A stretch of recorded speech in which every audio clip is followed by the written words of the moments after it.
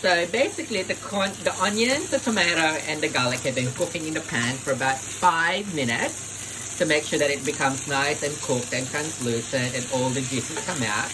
And after that you add the chicken. So we've browned this chicken already, so we put it back in the saucepan. So it hasn't actually really cooled, to be honest. We took it out of the fry pan, added the tomatoes, the garlic, and the onions, cooked that for 5 minutes, and put the chicken back in. So, Mom, what are you doing next? I'm preparing So show us the mix. the mosquito So that's the mix, the mamacita mix, and we're putting chicken stock with it to melt it. because when you boil the chicken, don't throw the stock. You can use it.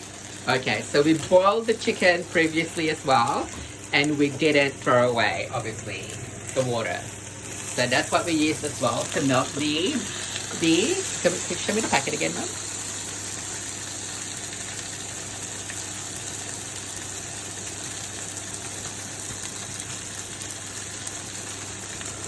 To melt the mamacitas, menudo, and a frittata mix. So we're just cooking the chicken with the vegetables, like the tomato, the onion, and I think we're gonna add the mix, right? Yes. How did I know when to add the mix? Chicken. When the chicken is fully cooked, you add the mamacita mix. Okay, see you soon, guys. Hey guys, so we've made sure the chicken is fully cooked and the vegetables are fully cooked. So now we're gonna put the mamacita mix in there. So as you can see, this is what I think also gives the dish that beautiful color to it. Like, I don't exactly know what's in that mix, to be honest, but it hasn't cooled me yet, so I'm pretty sure it's pretty safe to consume. So basically we're gonna put it in there, and this is what will give this stew the most beautiful orange color to it. So it's not really like the flavor. And the flavor. So this mix will actually give you the color and the flavor to this dish. So just make sure the chicken is absolutely cooked before you put this mix in, just to make sure everyone is safe. And plus we're ethnic, we're like Asian, so we don't eat medium rare. Yeah, yes, we don't eat medium rare meat or rare meat. Like, to us, that is just absolute, no judgment, but to us, that is just absolutely not for us. So we would rather eat a burnt meat than rare meat or medium rare. So that's why the chicken is absolutely cooked. So Mom's like massacring this chicken, mutilating them beyond belief to ensure that they're very cooked, because it's just not for us. It's no judgment, of course. You have what you have, whatever meat you want, but however you like to cook. But for us Asians, or at least for this household, we don't have that at all. But yeah, look how beautiful this dish is turning out. Add some water. And Mom's gonna add some water. Why are you adding the water, Mom? Why are you adding the water? So we're adding the water to give the dish a little bit more of a sauce, and also to help with making the chicken more tender. So that was about what, 1 cup, Mom, or 2 cups? 1 cup. About 1 cup. So in the last video, as we've said, in this household, we don't actually measure things to the nth degree. We do it by instinct. So we apologize if the ingredients is not clearly labeled, but we're literally just cooking by taste, feel, and instinct, I suppose. So yeah, we don't measure. We don't measure at all. Like, yeah, and that's how I cook too. That's how Mom taught me. So yes, but as you can see, the dish is starting to look amazing. So we'll be back with the next step. We're back. So we're putting the potatoes in this nice, beautiful stew now. So we've also added 1 cube of chicken stock and 2 tablespoons of fish sauce that you didn't see, just to add more flavor. So obviously keep tasting the stew as you go, and add things that you think it would require. So Mom thought it needed a bit more saltiness and a bit more of a chicken kick. So we added... I'm not using salt. So she doesn't use salt, or she tries not to use salt for cooking. So hence the fish sauce and the chicken cube stock. So now we've added the potatoes, so we're gonna wait for that to soften. We're gonna soften the carrots before we add it in as well. So I'm just gonna add a bit of boiling water to these carrots and let it sit there for a bit to soften before we add it to the stew, because we think the carrot may be a little bit too hard if we just put it in there as is. Yeah. So I wish you can smell this, because it tastes, well, it's nice. What is it? It smells amazing. It just smells beautiful. See, so that's what it's gonna look like. Nice and orangey, but look how beautiful the chicken looks. The potato looks beautiful, all brown. So beautiful. Can you see it? Can you see it? Can you see it? Can you see it? All right, so I'm gonna start softening the carrots. See you soon.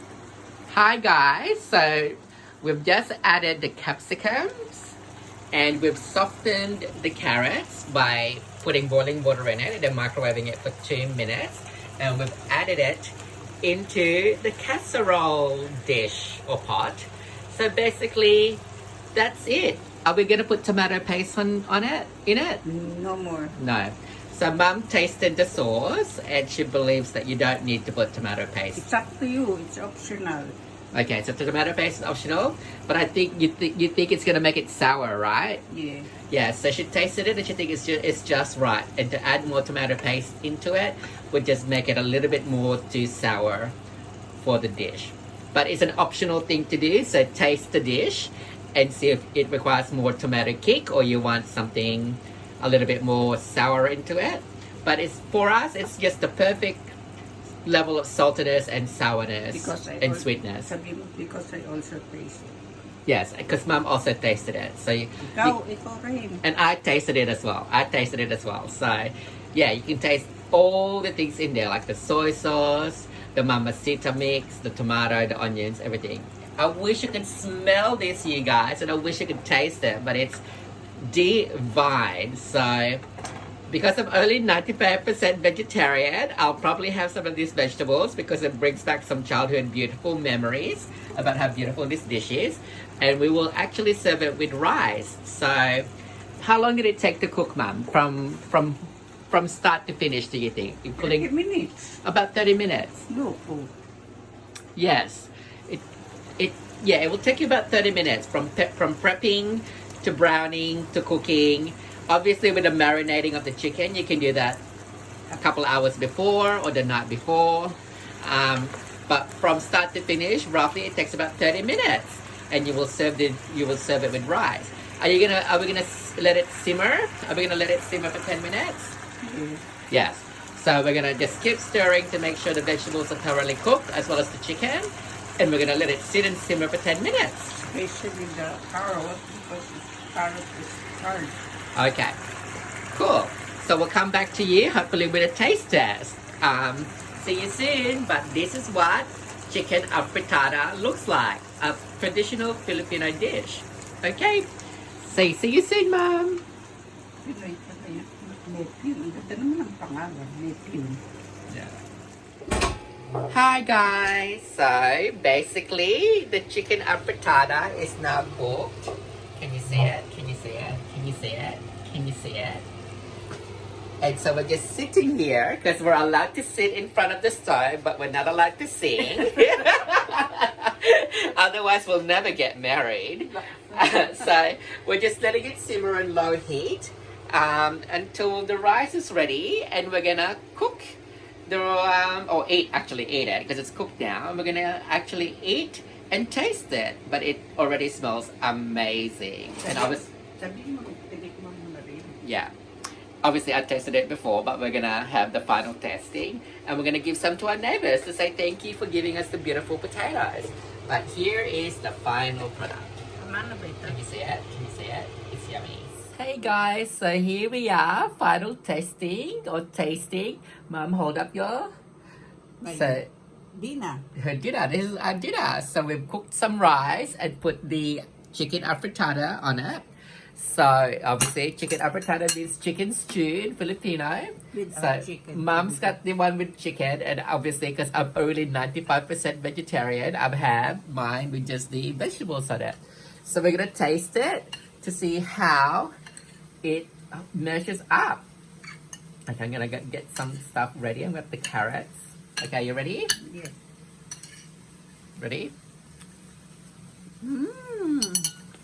Yum! Mmm. Just as I remember it. It tastes yummy. Yeah.